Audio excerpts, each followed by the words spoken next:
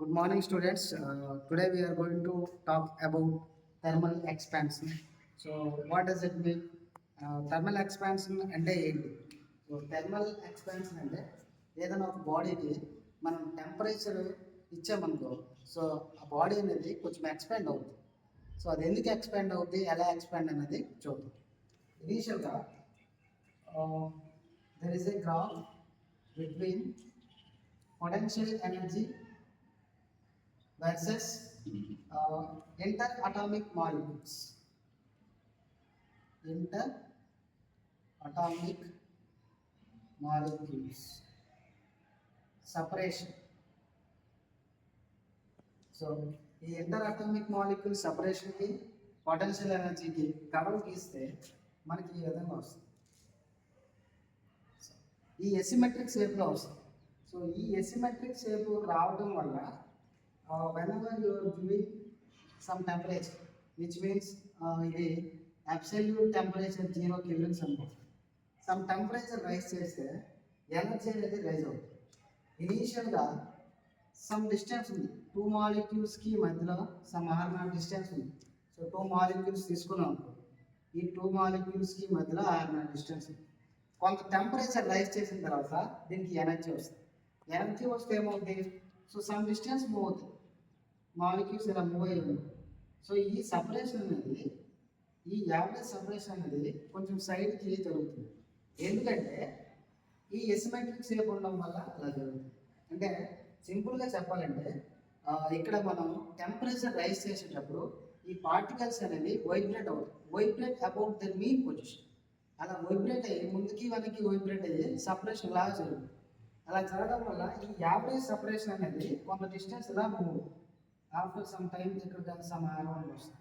కొంత ఇంకా temperature some T1 T2 kelvins ఇచ్చాం, సమ్ T3 కెల్విన్స్ ఇచ్చాము, ఎనర్జీ ఇంక్రీజ్ అవుద్ది. సో సపరేషన్ అనేది ఏమవుతుంది? ఇంకా పెరుగుతుంది, ఇక్కడికి వస్తుంది. ఈ సపరేషన్ అనేది సమ్ r2 ఉంటుంది. ఈ r1 r2 r3 ఈ సపరేషన్ అనేది ఎలా ఇంక్రీజ్ అవ్వడం వల్ల సో ఎక్స్పాన్షన్ అనేది జరుగుతుంది. అంటే ఎందుకంటే this asymmetric shape, so this asymmetric shape is responsible for thermal expansion. Asymmetric shape is responsible for thermal expansion.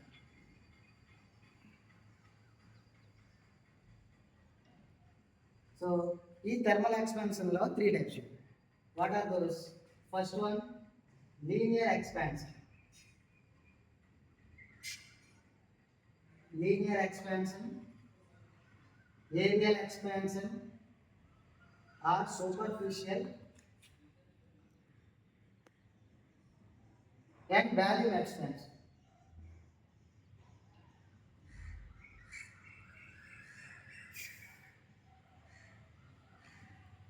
So now we will talk about these three things.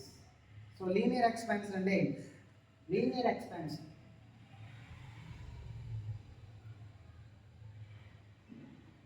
Linear expansion అంటే length wise increase అయింది అనుకో, దాన్ని linear expansion. అంటే suppose నువ్వు ఒక bar తీసుకున్నావు, metal bar ఇనీషియల్గా some length ఉంది, ఎల్ లెంత్ ఉంది అనుకుందాం. సో దాన్ని ఈ టెంపరేచర్ రైజ్ చేసాం, సమ్ టెంపరేచర్ అనేది ఏం చేసాం? రైజ్ చేసాం. ఇలా టెంపరేచర్ రైజ్ చేయడం వల్ల ఈ లెంత్ అనేది ఇంక్రీజ్ అవుతుంది, ఫైనల్ టెంపరేచర్ సమ్ లెంత్ వస్తుంది. సో ఆ లెంత్ ఎలా మెజర్ చేస్తారు ఏంటి? సో ఈ టెంపరేచర్ అనేది దేని మీద డిపెండ్ అవుతుంది, ఎలా డిపెండ్ అవుతుంది, దాని గురించి. ఇనీషియల్గా ఈ చేంజ్ ఇన్ లెంత్ అనేది డిపెండ్స్ ఆన్ ఇనీషియల్ లెంత్. ఇనీషియల్గా ఎంత లెంత్ ఉందో దాని మీద డిపెండ్ అవుతుంది. సెకండ్ థింగ్, మనం ఎంత టెంపరేచర్ ఇచ్చామనే దాని మీద కూడా డిపెండ్ అవుతుంది. సో టూ మీటర్స్ ఇనీషియల్గా ఒక 0 degrees దగ్గర ఉన్నాము, తర్వాత 10 degrees ఇచ్చాము, చేంజ్ ఎంత వచ్చింది? 10 degrees Celsius వచ్చింది. సో ఆ టెంపరేచర్ మీద కూడా డిపెండ్ అవుతుంది. అంటే ఎంత టెంపరేచర్ ఇచ్చామో దాని మీద డిపెండ్ అవుతుంది. సో ఈ ప్రొపోర్షనల్ కాన్స్టెంట్ ఇస్తే delta L equal to alpha delta L alpha delta. So ఇక్కడ ఆల్ఫా అనేది ఏంటి? Coefficient of linear expansion. So ఎలా రాసుకోవచ్చు? Alpha equal to delta L by L delta T. ఈ ఆల్ఫా అనేది ఏంటి? Coefficient of linear expansion. Coefficient of linear expansion. So this values ఎలా ఉంటాయంటే 10⁻⁻6 °C ఉంటాయి. ఎందుకు °C అంటే ఇక్కడ చూసుకున్నట్లయితే డెల్టా ఎల్ మీటర్స్లో ఉంటుంది, ఇనీషియల్ కూడా మీటర్స్లో ఉంటుంది. సో టెంపరేచర్ కెల్విన్స్ ఆర్ సెంటిగ్రేడ్లో ఉంది. సో మీటర్స్ క్యాన్సిల్ అయిపోతే °C kelvins or celsius. So అందుకే దీన్ని సెల్సియస్ అని రాస్తాం. So this alpha does not depends on L or delta. It depends on nature of material. Depends on nature of material అంటే material మీద depend అవుతుంది. But extreme టెంపరేచర్లో అప్పుడు కూడా ఆల్ఫా అనేది దీని మీద డిపెండ్ అవుతుంది. అంటే కొంత స్మాల్ టెంపరేచర్ చేంజెస్ వస్తే ఆల్ఫా వాల్యూ చేంజ్ అవ్వదు, కానీ ఇంకా ఎక్స్ట్రీమ్ టెంపరేచర్స్ ఇచ్చేటప్పుడు ఆల్ఫా వాల్యూస్ కూడా చేంజ్ అవుతుంది. There is a possibility. So దీన్ని ఎలా రాసుకున్నాము? సో దీన్ని ఇంకా ఎలా రాయొచ్చు? ఇన్ కేస్ ఇది రెండు వేరియబుల్ అనుకో, ఇంటిగ్రేషన్ చేసాను. So delta L equal to L alpha delta. Suppose change అయ్యింది సమ్ టెంపరేచర్ నుంచి సమ్ ఇనీషియల్గా T1 టెంపరేచర్, ఫైనల్గా T2 టెంపరేచర్ వెళ్ళింది. సో ఇనీషియల్గా లెంత్ L1, ఫైనల్గా L2 వెళ్ళింది. చేంజ్ అయింది some change, we will integrate to both ends. అంటే small change DL equals to L alpha, so dt. So both side integration చేసాము. So L1 to L2, T1 to T2. ఈ delta DL కిందకి వచ్చిందనుకో, delta L by L integration L1 to L2 equal to alpha common. So integration dt T1 to T2 integration చేసానుకో log L వచ్చిందనుకో, log L L1 L2 equal to alpha into T2 minus T1. దీన్ని substitute చేసామనుకో, log L2 minus log L1 equal to alpha into T2 minus T1. ఇక్కడ ఏం చేస్తాం? Log A by B ఎలా రాయొచ్చు? L2 by L1 equal to alpha T2 minus T1.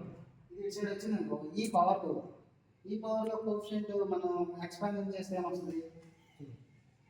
L2 by L1 equal to e power alpha T2 minus T1.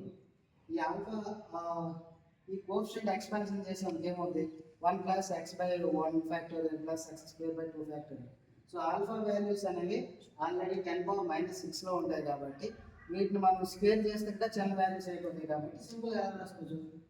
L2 equals to L1 into 1 plus alpha T2 minus T1. So సింపుల్గా దీన్ని ఎలా రాసుకోవచ్చు? So alpha equal to L2 minus L1 by L1 into T2 minus T1. So దీన్ని ఎలా కూడా derive చేయొచ్చు. As well as areal expansion, volume expansion కూడా అంతే. సో అది